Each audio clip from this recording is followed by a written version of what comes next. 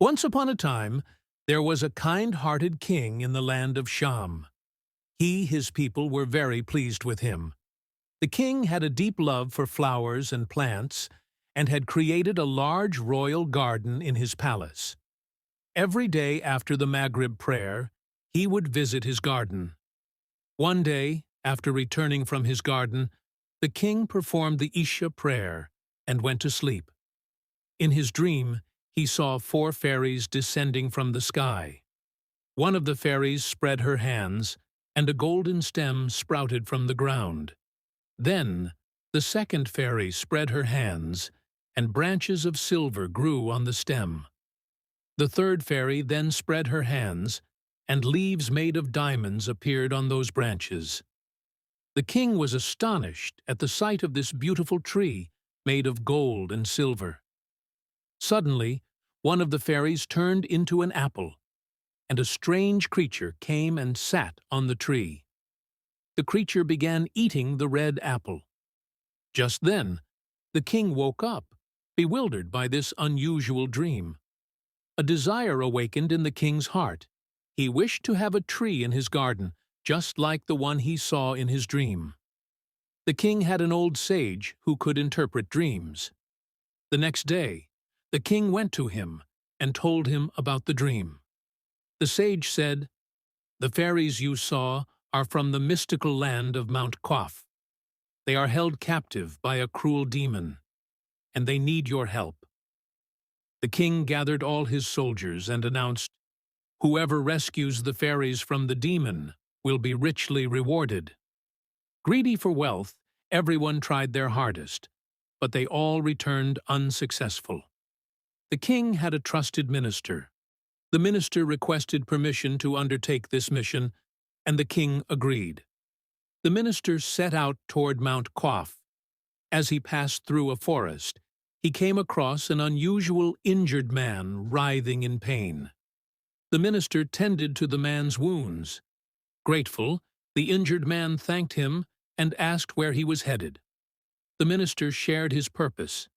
The injured man warned, "The demon is very dangerous. I know a chant that might help you. It will allow you to communicate with animals." He taught the minister the chant and then went on his way. After traveling a bit further, the minister saw 2 fish stranded outside a pond. One fish said, "Oh, human, please help us. We are dying." The other fish replied, "He won't understand our language." But the minister understood, and he returned the fish to the water. They thanked him and blessed him as he continued on his journey.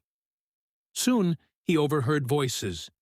He listened and realized it was the queen ant urging her colony to move quickly to avoid being trampled by the approaching human.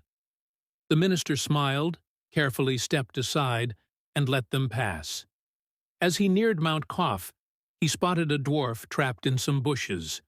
The minister freed him, and the dwarf thanked him, asking where he was going. The minister explained his mission. The dwarf said, "I have a cloak. If you wear it, you will become invisible. This will help you confront the demon." The dwarf gave him the cloak, and the minister gratefully continued on his journey. At last, he reached Mount Qaf and saw a magnificent palace guarded by 2 strange creatures. He donned the cloak, becoming invisible, and slipped past the guards. Soon, however, the palace erupted in an uproar, realizing someone had entered. The tall demon was very furious at this, but before the demon could act, the minister appeared and calmly explained that he meant no harm. He only wished for the fairies' freedom and was willing to offer anything in return. The demon laughed, but the minister assured him he would fulfill any demand. The demon told him that if he do his 2 tasks, he will release those fairies. Minister agreed on it. The demon then removed a beautiful ring from his finger and threw it into a river, saying, "I want this ring back by morning." The minister worried about finding the ring in such a vast river, but he remembered the fish. He called them and explained the situation. The fish promised to find the ring by dawn, and they did. delivering it to him. The minister presented the ring to the demon. The demon, impressed but undeterred, set another task. He poured 3 sacks of millet onto the ground, saying, "By noon tomorrow, I want all this millet back in the sacks." The minister was troubled again, but soon an army of ants arrived and filled the sacks by noon. The demon was astonished.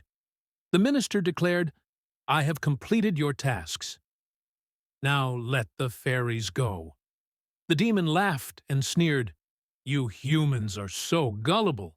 I lied to you. I have no intention of freeing the fairies." Furious, the minister swiftly donned the cloak, drew his dagger, and struck the demon in the chest. The demon let out a terrible scream and fell dead. The minister went to the dungeon and freed the fairies. They lifted him and flew him back to the king.